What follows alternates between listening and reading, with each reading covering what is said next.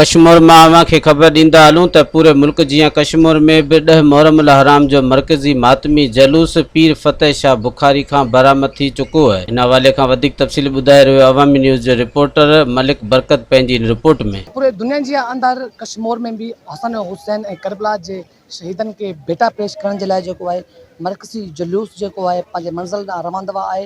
हिन टाइम असीं मौजूद आहियूं कश्मीर रोशन तरह स्कूल वटि। मरकज़ी जुलूस जेको आहे रोशन तरह स्कूल पहुचण वारो आहे। हितां जी ॻाल्हि करूं त इंतज़ामिया अलर्ट आहिनि ऐं ड्यूटी खे जेको आहे सर अंजाम ॾींदा। अचो तव्हां कश्मीर जे आज़ादारनि सां ऐं इंतज़ामिया सां ॻाल्हि ॿोल कयूं त इन में वधीक छा चवणु आहे।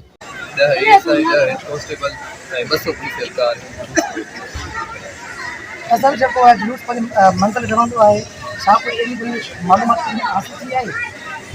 अलहमदिल्ला फिलहाल त पीसफुल सिचुएशन आहे ऐं कश्मीर पुलिस कोशिशि आहे त ही जहिड़े हिसाब सां हिन वक़्तु पीसफुल आहे त शाम ताईं जीअं जुलूस ख़तमु थिए त पीसफुल माहौल में इंशाल्लाह असांजे लाइ वॾी कोशिशि करे आहियूं ऐं तमामु सिक्योरिटी हाई अलर्ट आहे। Staff thank you so much तव्हां मीडिया कवरेज कयो पिया त ॾिसो अज़ादारनि जा ॾींहं आहिनि मुहर्रमुल हराम आहे। ही अहिड़ा ॾींहं आहिनि जो असां हिते जेतिरी बि ख़िदमत कयूं उहा घटि आहे। सो अलहमदिल्ला आई एम प्राउड ऑफ पंहिंजी माई टीम।